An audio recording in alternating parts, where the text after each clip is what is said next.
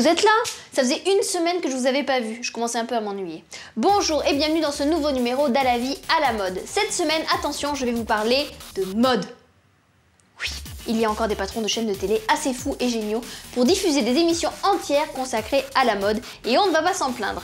Actu, portrait, amour, gloire et beauté, c'est À la vie à la mode, soit le condensé en 26 minutes de tout ce qu'il faut savoir en matière de mode à consommer tout de suite et tout ce qu'il faut trier pour le garder à vie. Comme vous le savez, ce programme est une émission de télé. Et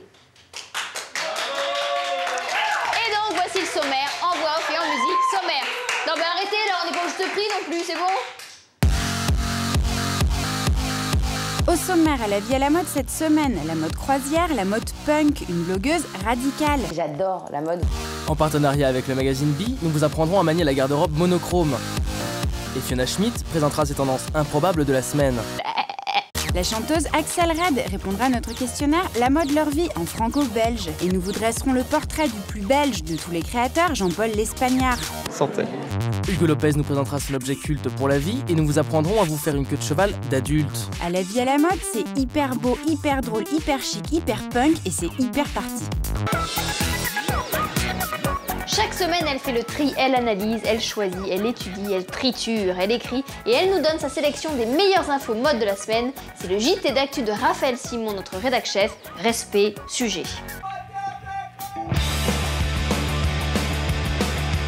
À la vie à la mode de cet été, le punk. Déclinée sur tous les podiums, la mode punk grunge est partout. Et elle est même célébrée au Metropolitan Museum de New York. Une exposition qui démontre l'influence de l'esthétique punk dans la mode. Épingles à nourrice, tissus destroy, t-shirts à slogan, customisation, recyclage, clous et autres picots. Les maisons de couture se sont toutes appropriées les codes punk, de Vivienne Westwood à Galliano, en passant par Versace, Zandra Rhodes et même Chanel. Tout le beau monde de la mode américain s'était rassemblé pour le gala d'ouverture, suivant le dress code punk plus ou moins à la lettre.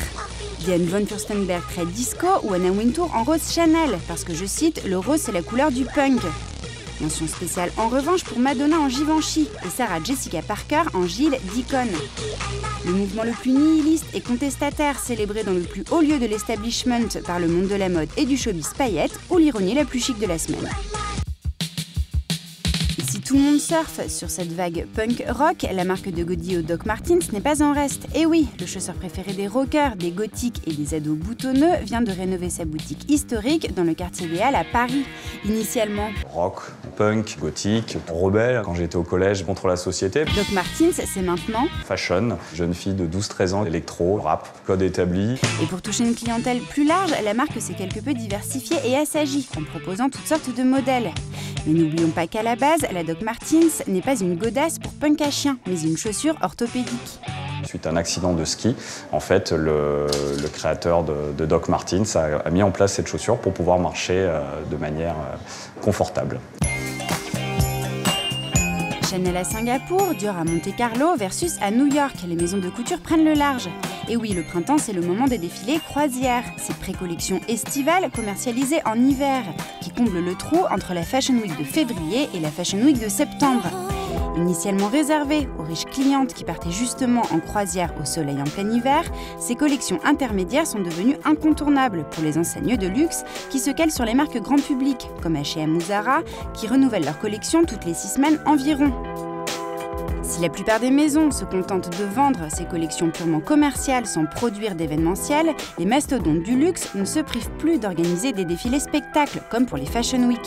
La maison Chanel, en tête de file, qui après avoir investi les jardins du château de Versailles l'an dernier, a présenté sa collection croisière à Singapour, dans une caserne militaire désaffectée, à ses 1200 invités. Cruise collection is not only about traveling anymore, but we still travel forward because we show in all kinds of different parts of the world.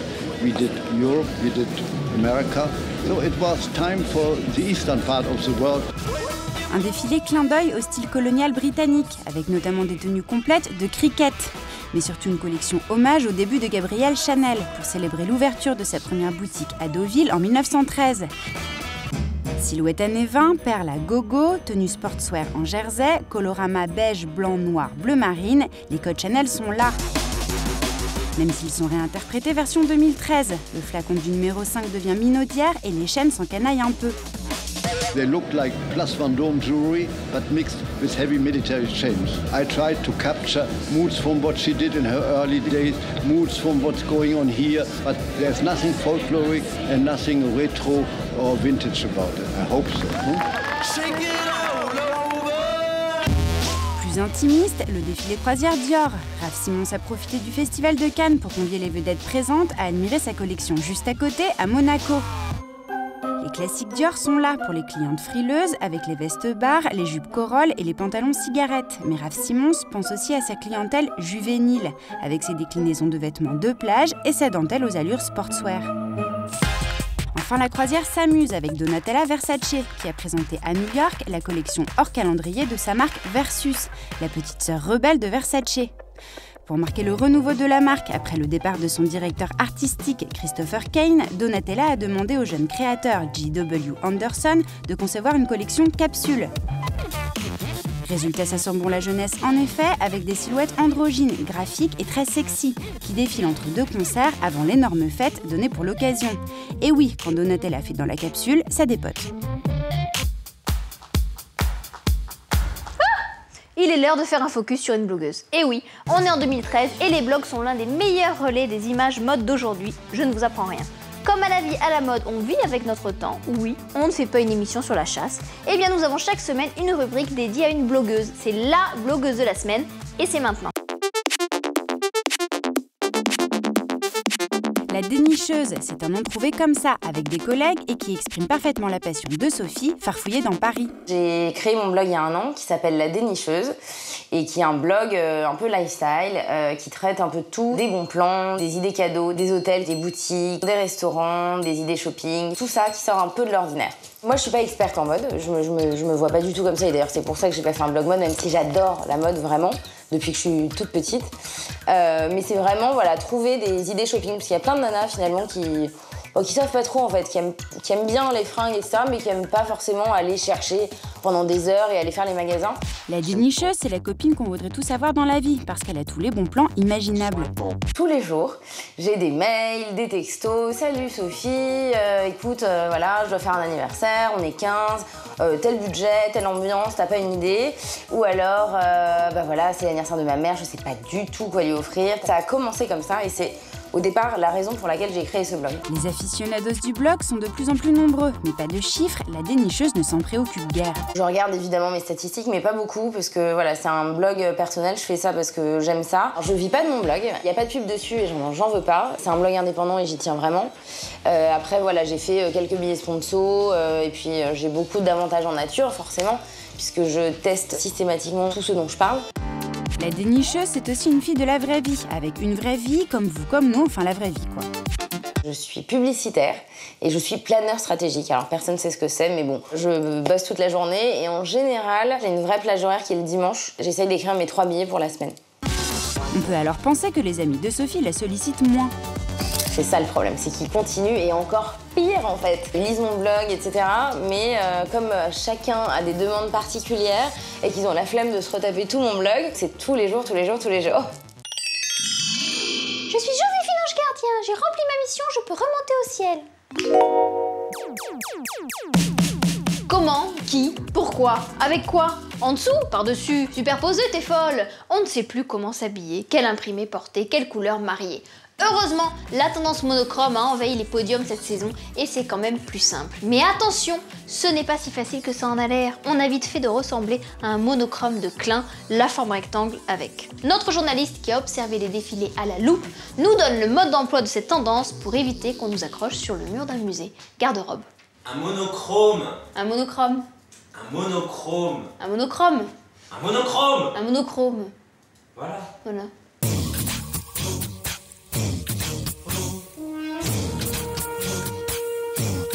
Pourquoi faire compliqué quand on peut faire simple? Après les imprimés bariolés de l'hiver, la tendance valeur sûre de l'été sera le monochrome. Quelles seront les couleurs stars monochrome de l'été? Comment porter le total look noir ou blanc sans avoir l'air d'un pot de peinture ou d'un meuble? Petit précis, colorimétrie. Classique indémodable toute saison, le noir est roi et le restera. On l'a vu dans tous les défilés et on le trouvera partout en boutique cet été. Version noire lamée aux robes légères et graphiques chez Topshop ou Total Lurex chez Sandro. On copiera aussi le néo-gothique chic des Disneyman chez Saint-Laurent en jouant sur les accessoires, capeline, ceinture ou gants de cuir par exemple. Pour le noir sexy, on s'inspirera des silhouettes de cuir de Barbara Buie en Total Look ou encore en misant sur la transparence des voiles sombres pour les plus frileuses. On pourra tout de même égayer un peu le Total Look noir avec des touches de couleur, foulard ou yeux de braise façon Dior. Autre monochrome de rigueur cet été, le blanc, vu et revisité chez la plupart des créateurs et les petits prix. Chez Topshop, on adoptera la déclinaison la plus naturelle, longue tunique ou robe bimatière, ou l'option plus chic, tailleur pantalon chez Mango. On peut aussi opter pour le Total Look blanc virginal en s'inspirant de Chloé, la marque des jeunes filles fraîches qui ne transpirent pas. Robe volant de soie ou coton, avec collerette en option, on fera tout de même attention à ne pas tomber dans le déguisement carmélite, en jouant sur la transparence ou encore en misant sur le court. Autre option, le blanc futuriste, comme chez Alexander Wang ou Roland Mouret. On pourra copier leur look très graphique avec des robes à la découpe zébrée ou quadrillée bimatière. S'il y a bien une couleur qui se démarque cet été partout en boutique, c'est le rouge, sexy et chaleureux comme on aime. Mais attention, il se porte en Total Look, donc allez-y à fond, de la chaussure à la ceinture, mention spéciale aux pochettes et petits sacs rouges chez Zara et André. Pour les Total Look, c'est évidemment du côté des créateurs italiens Caliente que l'on retrouve cette tendance. Chez Valentino d'abord, avec de longues robes rouge vermillon et pochettes assorties, ou plus tape à l'œil avec une robe trench en cuir. On pourra aussi miser sur la dentelle chic, une des matières phares cet été, comme chez Giambattista Valli et ses tenues romantico-sexy. Plus glamour, on s'inspirera du rose Gucci, la nouvelle couleur rentrée dans le dictionnaire cet été, qui nous fera fondre comme une fraise tagada au soleil. Blanc sur rouge, rien ne bouge, c'est écrit noir sur blanc. Cet été, on pourra oser le monochrome dans ces trois couleurs. De la robe au chapeau, du sac à la chaussure, l'important c'est de savoir allier les matières et surtout accessoiriser la tenue. Fiona? Mais enfin, mais qu'est-ce qu'ils t'ont fait? Mais quelle horreur, mais t'es toute blanche! Oh! Pardon, excusez-moi madame, je vous ai pris pour Fiona Schmidt, notre experte de la tendance. Ah mais oui! Mais pardon, mais vous c'est Peppa! Vous vous appelez Peppa! Bah écoutez, je suis ravie de vous rencontrer, mais c'est pas vous que j'attendais. Voilà. Moi ce que je préfère c'est la cerise.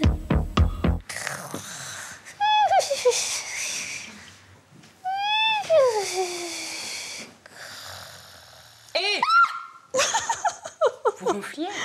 Moi? Si, jamais, c'est vous. C'est vous. Viens un peu. Pas du tout, Fiona Schmidt, bonjour. Bonjour d'abord. Qu'est-ce que c'est que ces chaussures? C'était des chaussures de chèvre de l'espace. Ah, elles sont Attendez. très bien, elles vous vont à merveille. Regardez, Oui, on peut les laissez-le, coiffer sinon elles vont aussi. mourir étouffées. Alors, quelles sont les deux tendances? La première tendance est une tendance zoophile, mais dans le bon sens Oui, du terme, oula. car il y a un bon sens du terme. Oui, alors qui consiste non pas à porter des imprimés, ce qui est vraiment tendance désormais, c'est de s'habiller en animal. Alors ça a été, c'est une tendance... Avec des oreilles Absolument. et tout ça. C'est une tendance qui nous vient de Cara Delevingne, vous savez, cette petite top modèle à yeux et sourcils comme ça. Cette petite d'1m90 se promène toujours en girafe, en loutre, en serpent, que sais-je. Et donc voilà, donc elle a popularisé ça, il y en a partout maintenant en anglo-saxonie. On a observé sur les défilés de cet été et de l'hiver prochain quelques bestioles tout à fait vêtissables. Si vous n'avez pas envie de vous habiller en girafe, de pied en cap, que faites-vous? Que fais-je? Vous pourrez vous habiller en pan. On a vu des pans chez Gucci. bon? Et oui, absolument. Ou vous pourrez même vous habiller comme Alf. Et si on n'a pas très envie de s'habiller en Alf, deuxième tendance. La deuxième tendance, ce sont les chaussures de sport, mais de sport radicaux. Depuis que la basket est le nouveau stiletto, Oui. il a fallu que les créateurs s'attaquent à des chaussures un petit peu plus radicales, de sport qui font vraiment transpirer. Donc on a vu des chaussures de boxe, par exemple, réinterprétées chez Rochas. Et puis on avait parlé, évidemment, en bon lévrier de la tendance que nous sommes, des claquettes de maître piscine, nageur, bien naturellement, sûr. que vous n'avez jamais oublié. Jamais. Je sais, Elisabeth, que Placas vous en avez tout un dressing. Bien sûr, Et voilà, que je mets bien en sûr. soirée. Et voilà. Vos conseils. Donc ça, ce sont les deux tendances de la semaine. Quelle tendance garde-t-on si on doit vraiment garder une? Donc on garde la tendance animale. Bah, on garde la tendance animale. Alors moi, je garderais bien la tendance chaussures de boxeur chez Rochas, mais mon banquier n'est pas d'accord. Oh, il est un peu étroit d'esprit. Donc j'ai décidé d'enfiler mon chat. D'accord. Oh, non, dit comme ça, là, on va avoir des problèmes avec la SPA, tout ça, donc non. Elle veut dire qu'elle s'habillera en chat, elle se déguisera en chat. Que le chat de Fiona Schmidt ne s'inquiète pas à la maison, il ne lui arrivera rien, j'y veillerai. Merci Fiona. Attends, Attention, idole, attention, idole, attention, idole, attention, idole, attention, idole. Merci. Jean-Paul L'Espagnard est un créateur belge qui a été révélé en 2008 au Festival de mode et de photographie de Hyères. Big up Jean-Pierre Blanc. Depuis, il a fait beaucoup de chemin et est devenu l'un des créateurs incontournables de sa génération. Son travail d'ingénieur sur les tissus et les matières, son sens de la récup et son amour de la pop séduit un public de plus en plus large. En plus, il est adorable. Raphaël Simon et Fanny Calert ont attendu 4 heures à son dernier défilé tellement il y avait de monde, tellement il a du succès, tellement ça valait le coup. Attention, attention, attention, attention, attention. Non, c'est bon. Portrait.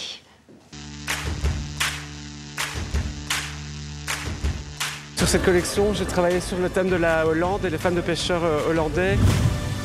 C'était le carnaval de Binche et l'Afrique. Je suis parti pour faire une recherche sur les monstres. Jean-Paul L'Espagnard aime les monstres, la fête, les tatouages et les femmes de pêcheurs en motocross. Il est belge. Bonjour, bonjour. Et il séduit en France. À Hyères d'abord, lorsqu'il remporte le prix du public en 2008. Puis à Paris chaque année depuis 2011. La preuve, à ses défilés, les gens disent. C'était magnifique ton défilé. Et même un univers complètement barré, une crête à rendre jaloux des ados fans de ska et une passion pour l'art. Pas seulement créateur de mode, Jean-Paul L'Espagnard fait des costumes pour des spectacles, collabore avec des studios de photos et réalise des costumes de scène pour des artistes comme s'amuse Yel. J'aime bien porter du Jean-Paul L'Espagnard, par exemple, avec qui je collabore depuis quelques années et qui fait toutes nos tenues de scène. Et c'est un plaisir de bosser avec lui parce qu'il est hyper créatif, hyper réactif aussi, dans le sens où les choses vont vite et où c'est simple entre nous, donc c'est hyper agréable. Une créativité made in Belgique qu'on retrouve à chaque fois. J'ai un petit faible pour les Belges. Il y a un côté très particulier chez lui, mélange de punk, de gaieté, de mondial. Des cajots d'orange aux palettes avec parcours de motocross à la gaieté lyrique. Jean-Paul L'Espagnard met en place une signalétique forte. Empreinte, cornet de frites posé. En coulisses, on comprend que le tatouage est un must, que les escarpins sont à bannir, que plus tu brilles, plus t'es belle. Qu'être chef habilleuse, ça veut dire répéter les choses plusieurs fois en 3 secondes chrono. Make up, people. Make up. Who is dressing Nora? Who is dressing Nora? Et qu'un talkie-walkie met la pression quand il faut. Gens ne sortent pas, il faut les aider à sortir. Ouverture des portes maximale souhaitée. Victime de son succès, c'est 3 présentations au lieu d'une qui s'enchaînent. Trop de monde dehors, peu de place dedans. Les tenues doivent passer vite. On va beaucoup accélérer. On a quand même le temps de voir ce que donne le mélange entre les femmes de pêcheurs en Hollande et le motocross. Top japonisant façon haut de kimono, robe chemise bleu clin, motif floral noir et doré, casque de moto strassé porté comme un sac à main, imprimé signé Jean-Paul L'Espagnard. Du sobre et du moins sobre, des accessoires à porter uniquement le soir pour briller et des chaussures à mettre que si on a une assistante et du temps.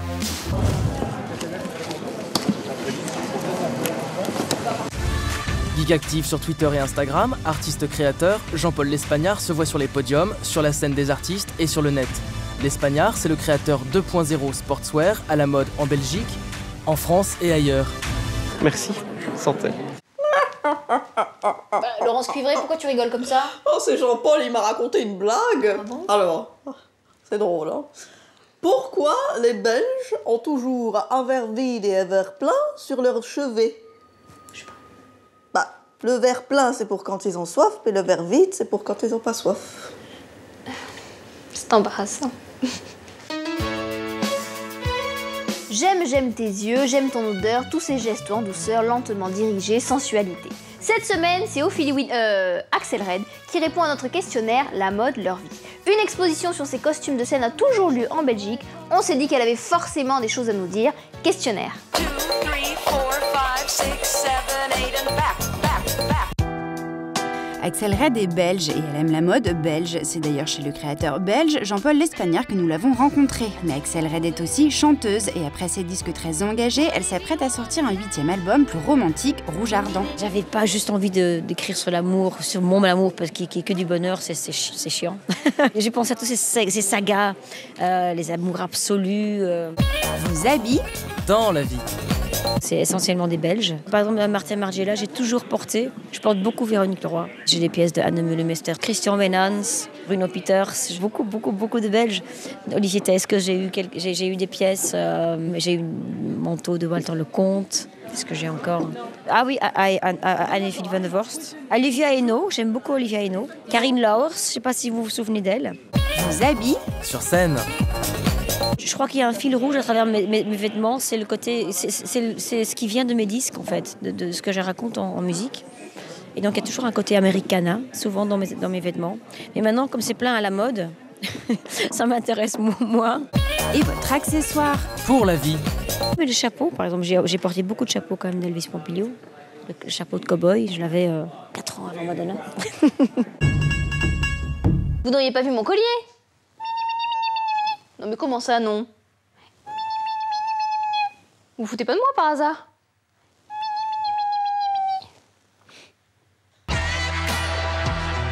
Mais enfin, mes Garance, Laurence Cuivré, qu'est-ce que c'est que cette couette, là, ponytail que t'as? C'est pas comme ça hein, que ça se fait pas n'importe comment. Il faut suivre des règles, un protocole. Bon, c'est vrai que c'est compliqué hein, de réussir une queue de cheval bien lisse qui fait balancier quand tu marches. Bon, assis-toi et regarde ce conseil beauté. Pauvre folle.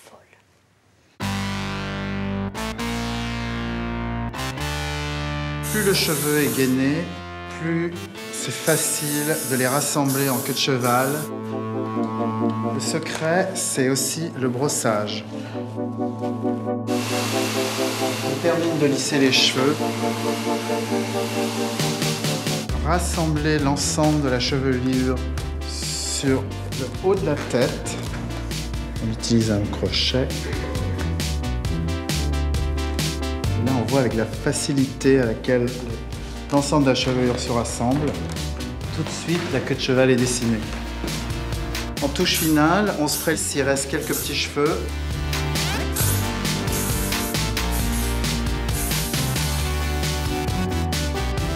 Et un dernier final touch.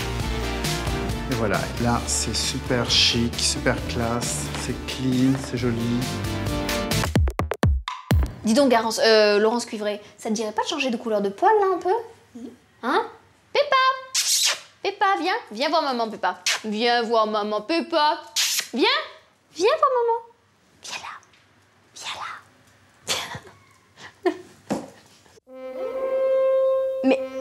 Mais Peppa, qu'est-ce que vous faites là? Il est où votre maître? Ah, il arrive? Ah bah oui, c'est l'heure de l'objet culte. Il vient nous parler de quoi cette semaine? Oh, bah c'est spécial, hein. Enfin, à la fois, c'est vrai que c'est un objet culte. Tu sais que j'en ai porté, hein. Ah oui, ça revient à la mode. C'est fou, hein. Mais dis donc, tu perds tes poils, chérie?